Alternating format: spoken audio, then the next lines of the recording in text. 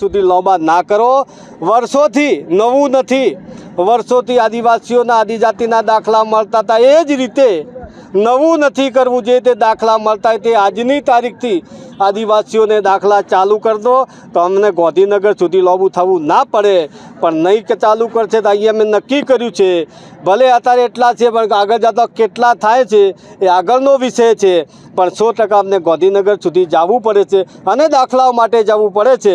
એટલે સરકારને ચેતવણી આપીએ છીએ, વહેલામાં વહેલી તકે વર્ષોથી દાખલા જે રીતે રૂટિનમાં મળતા હતા એ રીતે દાખલા ચાલુ કરવા માટે સરકાર પર અપેક્ષા રાખીએ છીએ। આગામી સમયમાં કેવા કાર્યક્રમનું આયોજન કરાઈ રહ્યું છે? અમે તો અપેક્ષા એ રાખીએ છીએ આગળનો કાર્યક્રમ ના કરવો પડે, કેવો કરવો પડે એ બી વિચારતા નથી, પણ જ્યાં સુધી એમનો હક અને અધિકાર છે એટલા માટે સરકાર માંગણી કરે છે દાખલાની કે તમે આ રીતે જરૂર પડશે આદિજાતિ દાખલા રજૂ કરો, પણ સરકાર જ આદિવાસીઓને દાખલા ના આલે તો અમે ક્યાં સુધી જપીને બેસું?